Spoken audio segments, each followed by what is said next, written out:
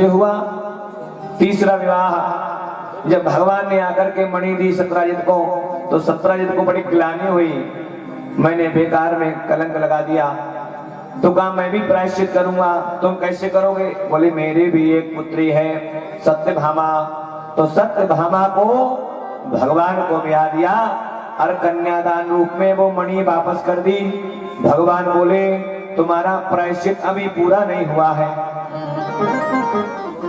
तुम्हारा प्रायश्चित जब पूरा होगा ये मणि मैं तुम्हें वापस करता हूं, इसकी 10 घंटे पूजा करो और फिर इसका संपूर्ण धन मेरे खजाने में जमा करो, यही तुम्हारा प्रायश्चित है। स्वीकार किया सत्राजित ने।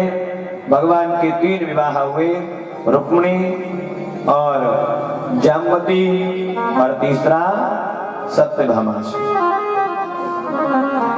चौथा विवाह कालिंदी से हुआ।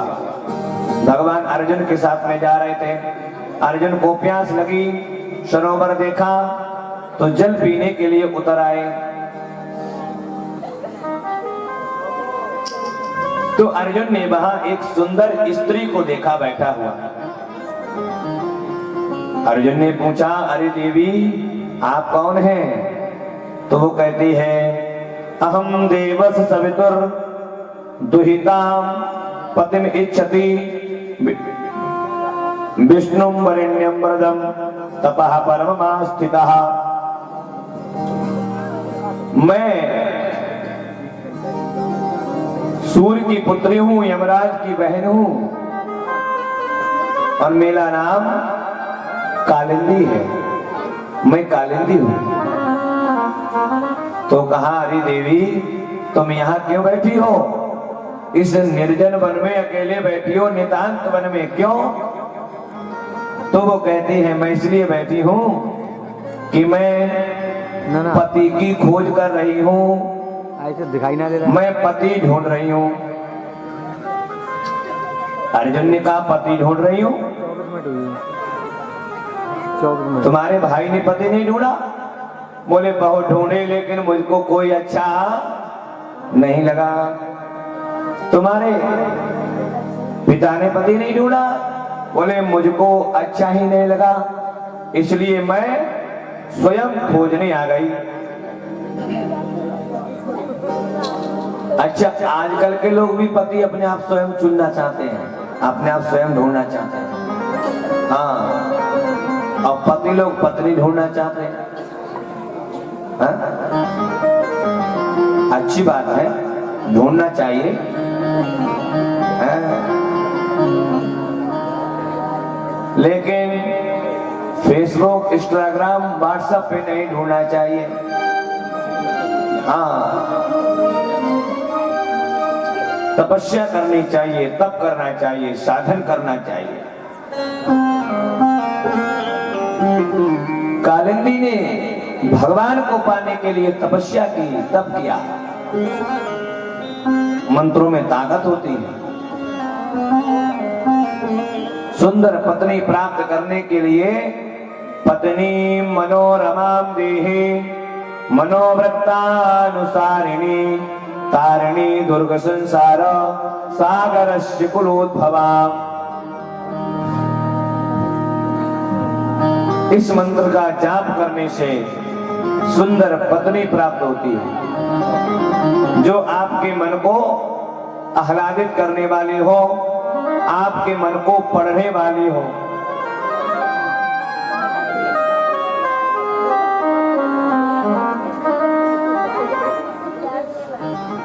और महाराज कात्यायनी महामाये महायोगिनी निधीश्वरी नंद गोपसुतं देव पतिं मे कुरुते नमः। सुंदर पति प्राप्त करने के लिए इस मंत्र का जप करना चाहिए। तो महाराज उसे सुंदर पति प्राप्त होता है, भगवान कृष्ण के जैसा पति प्राप्त होता है।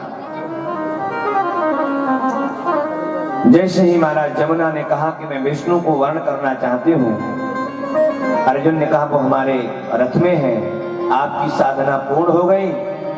तो अर्जुन ने भगवान द्वारकाधीश से जाकर के हाथ में हाथ दे दिया, मंगलम भगवान विष्णु मंगलम गरुड़ध्वजा मंगलम पुंडरीकाक्षो मंगलाय तनो हरिः, मांगलिक श्लोक पढ़ दिए, विवाह हो गया। चौथा विवाह कारंजी से हुआ और पांचवा विवाह मित्र वृंदा से हुआ, छठा विवाह नाग निजुति से हुआ, सातवां विवाह भद्रा से हुआ और आठवां विवाह लक्ष्मणा से हुआ। भगवान के ये 8 विवाह अष्टपटरानी, 8 प्रकार की प्रकृति ही भगवान की पटरानी बनकर के आई है। एक भूमि से उत्पन्न भौमासुर नाम का राजा है, उसने अपने यहाँ बहुत सी कन्याओं को बंदी बना लिया। मैं बहुत विवाह करूंगा एक साथ में, मैं बहुत विवाह करने वाला हूं। तो सुंदर सुंदर कन्याओं को अपने उठवाकर अपने कारागृह में बंद करा लेता था। एक दिन उन कन्याओं ने पत्रिका लिखी, भगवान के पास आई और भगवान ने जैसे ही पत्र पढ़ा, तुरंत जो है भगवान सत्यभामा को लेकर के और भौमासुर के यहाँ पहुंचे और भौमासुर से युद्ध किया, भौमासुर को परास्त करके और वहां से जो है समस्त देवियों को मुक्त किया और देवियों से कहा, हे देवियों, तुम अब अपने अपने घर को प्रस्थान करो, अपने अपने घर को चली जाओ। तब महाराज उन पत्नियों ने, उन पुत्रियों ने कहा, हे भगवान, हमें कोई स्वीकार नहीं करेगा, हम जाएं तो जाएं कहां, कोई राजकुमार हमसे विवाह नहीं करेगा। सब यही बोलेंगे, भौमासुर के कैद में कैद होकर के आई है, ये अपवित्र है, इसलिए आप अपने चरणों में हमें वास दीजिए। भगवान ने सबको स्वीकार किया।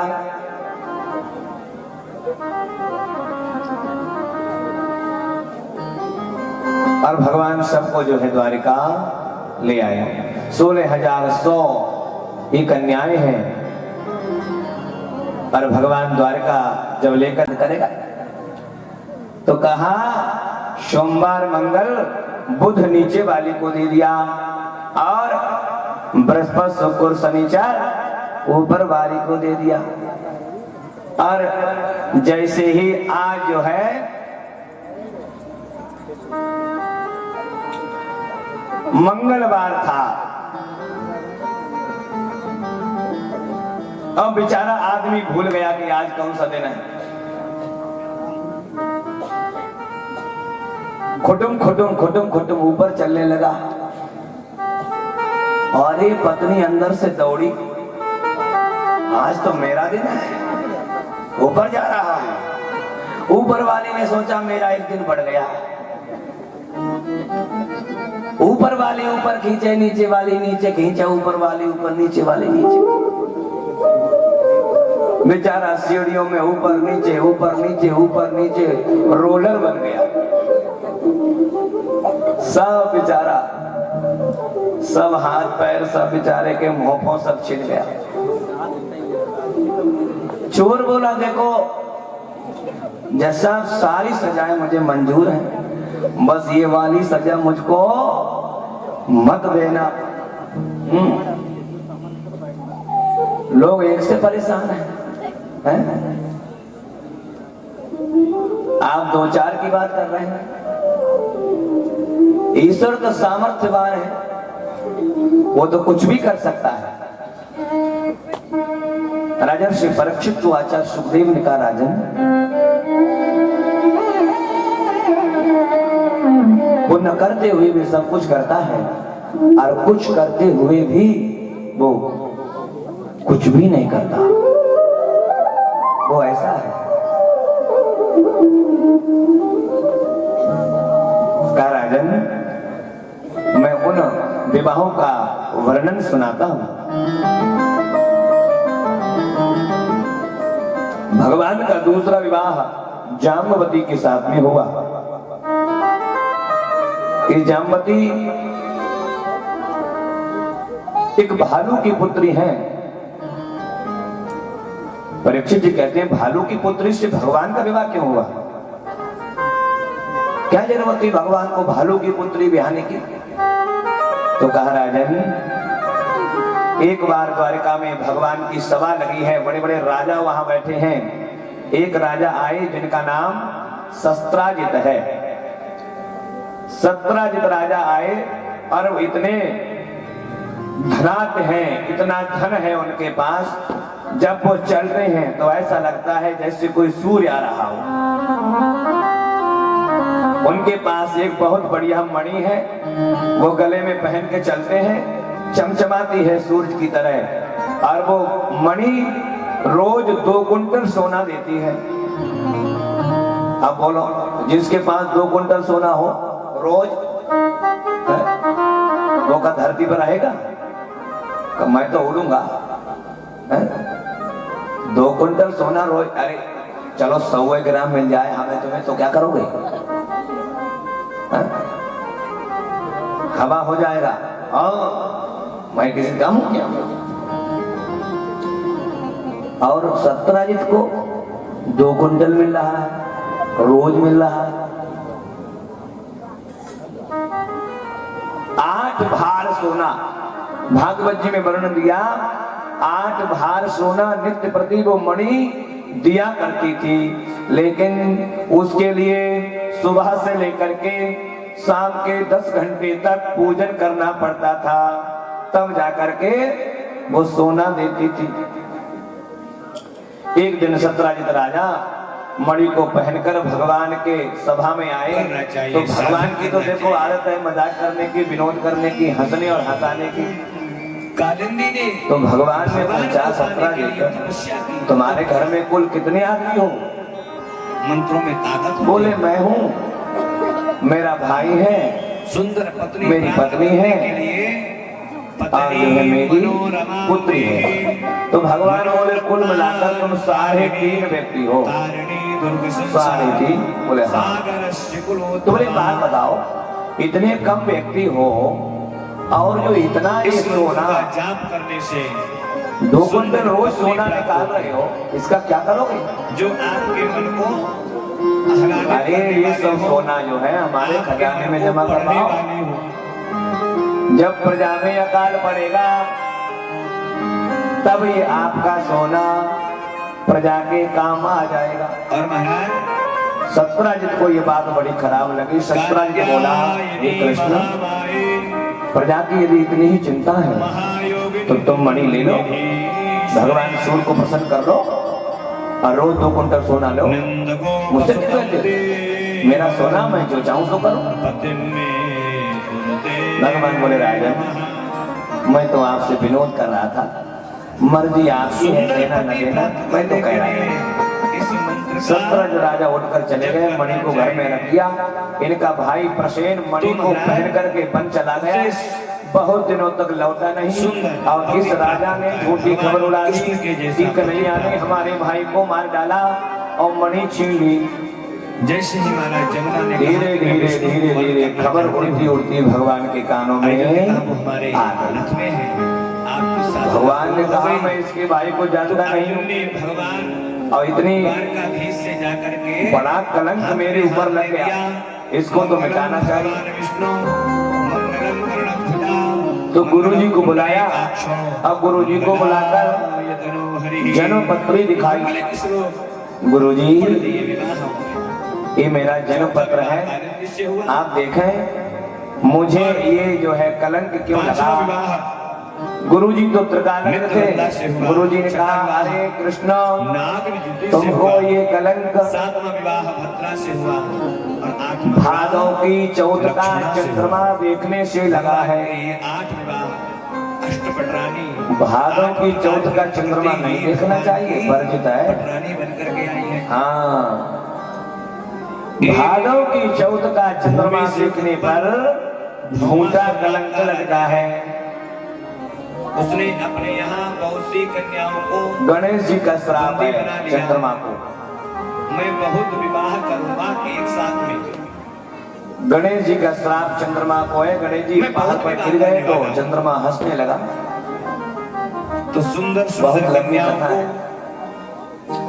अपने सब प्रसंग। उठवाकर अपने कारागृह में बंद करा लेता था। हाँ? तो 4 बजे तक भैया ने पत्रिका लिखी, भगवान के पास आई और का और भगवान हम जैसे गच्ची ही थोड़ी ना पड़ा, तुरंत जो है भगवान सब भामा को लेकर देखो, के और भौमासुर हमारे तो के भैया यहाँ पहले से पहुंचे 9 घंटे और ऐसे बैठे रहे। भौमासुर से युद्ध किया।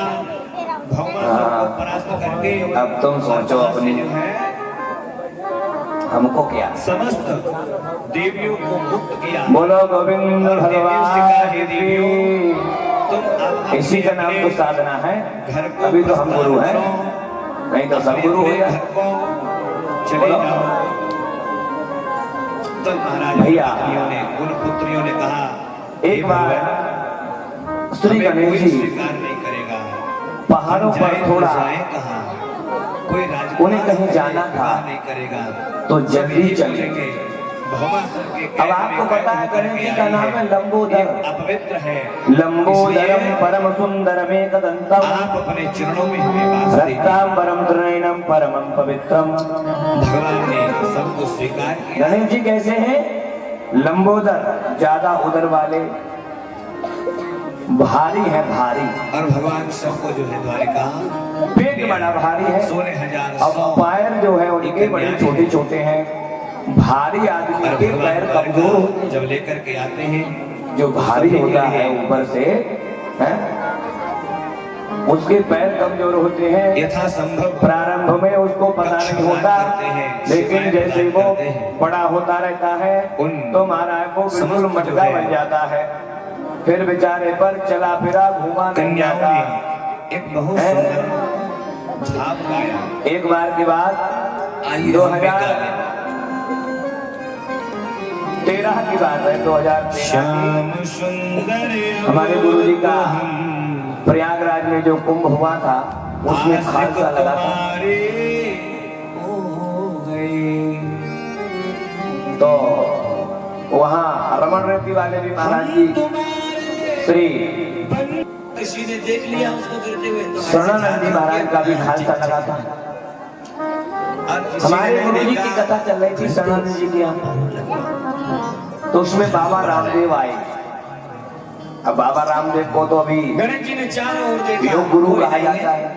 लेकिन चंद्रमा वो हंसने तो लगा। सबका वजन घटवाने पर लगे हुए हैं। गणेश जी श्राप दे दिया कि अरे चंद्रमा मैं गिर गया। और हमारे गुरु जी भी मोटे ही कितना हैं। दुष्ट है, तू पतले कितना थोड़ी दुष्ट नहीं है।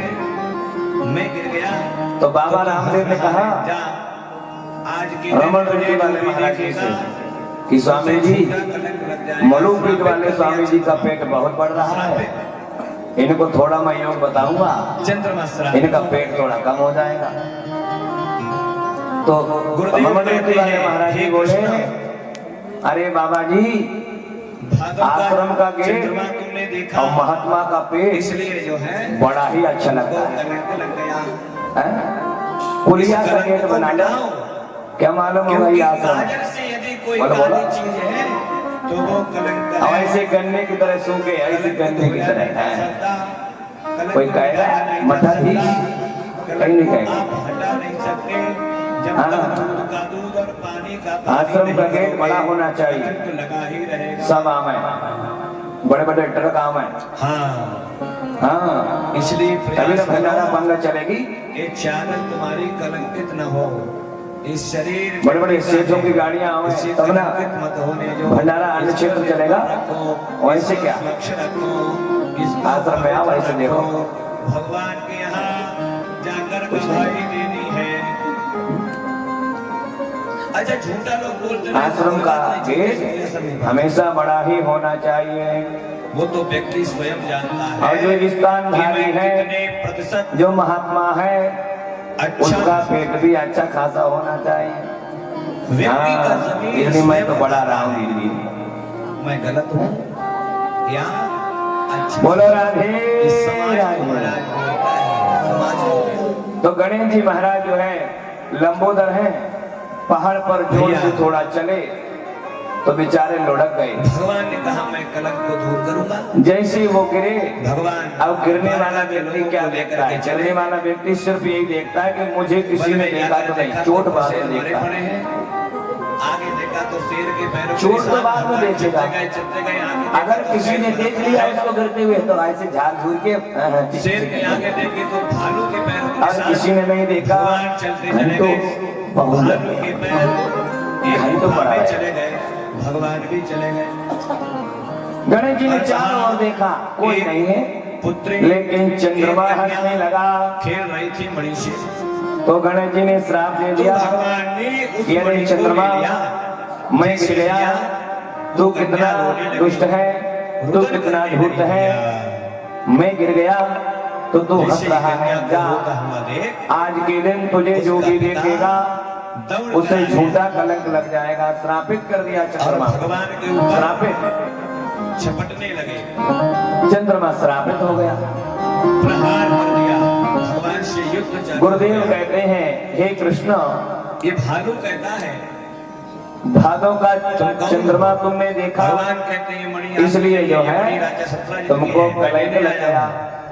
भालू ने कहा इस मणि कलंक किसकी को है? मिटाओ, मैंने क्योंकि शेर से काजल जीती। से यदि कोई अगर काली तुम चीज ले जाना है चाहते हो तो वो मुझे कलंक हराम है। मणि ले जाओ। कलंक धोया अन्यथा नहीं जा सकता, मणि भूल जाओ। कलंक मिटाया नहीं जा सकता, कलंक को भगवान ने आप कहा, ठीक हटा है, नहीं सकते युद्ध हुआ। जब तक दूध का एक दिन, दूध दो और दिन, पानी तीन का दिन, पानी चार नहीं दिन, करोगे, भैया कलंक 27 लगा ही दिन हुआ। रहेगा। कितने दिन? 27। हाँ, इसलिए प्रयास करो ऋषराज जो है ये चादर तुम्हारी कलंकित न हो। इस शरीर मिट्टी का है, इसे कलंकित मत होने दो। इसको निर्मल रखो, इसको स्वच्छ रखो, इसको पवित्र रखो। भगवान के यहाँ जाकर गवाही देनी है। ऐसे काम में लगा। अच्छा, झूठा लोग बोलते रहे तो कोई बात नहीं, झूठे से कोई असर नहीं पड़ता। भालू ने वो तो व्यक्ति स्वयं जानता है कि मैं कितने प्रतिशत अच्छा हूं। तो भगवान के गले में व्यक्ति का शरीर स्वयं बताता और है वक्षस्थल पर मैं गलत हूँ के पैर का चिन्ह या दिखाई दिया। अच्छा हूँ। इस समाज तो महाराज चरणों में गिर बोलता गया, हे है, नाथ, समाज को कृपा क्या। करिए। मैंने आपसे युद्ध किया, आप मेरे स्वामी हैं, आप भैया, मेरे ईश्वर हैं, मुझसे भूल हो गई, कृपा करिए। भगवान ने क्षमा कहा करें। मैं कलंक को दूर करूंगा। भगवान बोले नहीं ऋषभ, भगवान द्वारका के लोगों को मैं- लेकर के चले। वन में जाकर देखा तो प्रसेद मरे पड़े आपकी हैं। इच्छा को पूर्ण करने आगे देखा तो शेर के पैरों के निशान। भगवान चलते गए आगे देखा तो शेर मरा पड़ा है। शेर के आगे देखे तो भालू के पैरों के निशान। भगवान चलते चले गए, भालू के पैर एक गुफा में चले गए, भगवान भी चले गए। कुछ न कुछ देना ही किसी को राज, और किसी को धन, वहां किसी को कुछ। एक पुत्री, एक कन्या खेल रही थी मणि से। जामवंत जी ने तो कहा, भगवान ने उस मणि को ले लिया। जैसे लिया वो कन्या रोने लगी, रुदन करने लगी। भगवान भैया, बोले, तुम्हारा दिमाग तो ठीक है। अरे जैसे ही स्वामी से कन्या को रोता हुआ देख सेवक नहीं लड़ सकता। उसका पिता स्वामी सीवक से दौड़ नहीं कर लड़ आ सकता। गया और भगवान के सबसे ऊपर सेवक धर्म कठोरा। झपटने लगे, दुनिया में यदि सबसे ज्यादा कोई कठोर धर्म है, प्रहार तो कर सेवक दिया। का धर्म। भगवान से युद्ध चालू हो गया। जरा सी चूक हुई, ये भालू कहता है आप गए। तुम कौन हो? भगवान कहते हैं मणि आपकी नहीं है, ये मणि राजा सतराजित की है, मैं लेने आया हूँ। भालू ने कहा मणि जिसकी भी हो, मैंने शेर से जीती है। जामवंत ने कहा, देखो, अगर तुम ले जाना रावण की चाहते सेवा हो में तो मेरे मुझे जैसा हराओ और बलशाली कोई मणि नहीं। ले जाओ, अन्यथा मणि भूल जाओ। रामचरितमानस में जामवंत जी की भगवान ने कहा जामवंत ठीक जी के लिए है, कहा युद्ध गया हुआ। कि एक दिन, दो दिन, 3 दिन, 4 दिन, भैया 27 दिन युद्ध हुआ। कितने दिन? 27 एक तो होते बूढ़े और एक होते कतई बूढ़े। रीछराज जो है कपिल लथपथ हो गया पसीने से, इतनी ताकत उसने लगा डाली, हार गया, जामवंत की जो कांपने लगा उपाधि देते जैसे हैं कोई बाबा भागते भागते अति बूढ़ा कोई किसी काम का न महाराज रहा हो। कुत्ता कांपता है, अति बूढ़ा ऐसे कांपने लगा। अंतिम प्रहार जब किया है भादु ने, तो भगवान के कंधों पर अपने आगे के पैर ऐसे लगाए, जब जाम इनको तो भगवान के गले में लक्ष्मण को कौस्तुभ मणि दिखाई दी और वक्षस्थल पर भृगु के पैर का चिन्ह दिखाई दिया। ये मेरे राम लक्ष्मण को चरणों में गिर गया, हे नाथ कृपा करिए, तो स्त्री जामवंत जी मैंने आपसे युद्ध किया, आप मेरे स्वामी हैं, आप मेरे ईश्वर हैं, मुझसे भूल हो गई, कृपा करें, मुझे क्षमा पैर करें। पकड़ करके जैसे भगवान बोले नहीं ऋक्षराज, तो मैं रावण के सिंहासन के आगे जाकर के मेघनाद गिरा। आपकी इच्छा को पूर्ण करने आया हूँ, क्योंकि आपकी इच्छा थी सेवक और स्वामी का युद्ध हो। रामावतार बोले में पिताजी जामवंत जी भगवान से मांगते हैं क्या? राम जी जब लंका पर विजय पाकर आए तो सबको कुछ न कुछ दे रहे हैं, किसी को राज्य, किसी को धन, किसी को कुछ। भगवान से जामवंत जामवंत जी से कहा बोलो क्या चाहते हो, मांगो। रावण की सभा में जामवंत जी ने कहा देखो कोई नहीं था, मैं लड़ना मैं चाहता हूँ हूँ कि मेरे आपसे। बाजू में कितना दम है ये मैं भगवान बोले तुम्हारा दिमाग तो ठीक है, अरे स्वामी से भगवान बोले इस जन्म सेवक में नहीं लड़ सकता, में जांचना, स्वामी सेवक से नहीं लड़ सकता। जब तक तुम मुझे पहचान न लो तब सबसे सेवक धर्म कठोरा। आज भगवान दुनिया में यदि सबसे ज्यादा कोई कठोर धर्म है तो सेवक का धर्म कठोर है। और नाटक करते करते जरा सी चूक हुई, पहचान लिया और पहचान आप करके गए। प्रायश्चित किया, तो प्रायश्चित में अपनी पुत्री को भगवान ने कहा जामवंत ये संभव नहीं है। विवाह कर दिया भगवान का। जामवंत ने कहा देखो रावण की सभा में मेरे जैसा बलशाली कोई नहीं था। और कन्यादान के रूप में जो है रामचरितमानस में जामवंत जी की कहा, जामवंत जी के लिए कहा गया कि जामवंत मंत्री भगवान का दूसरा विवाह है जामवंत जी से। बूढ़ा, तीसरा विवाह जब भगवान एक तो होते बूढ़े और एक होते कतई बूढ़े, इन्हें कपिल कहते हैं हम लोग, कपिल कपिल होते कपिल।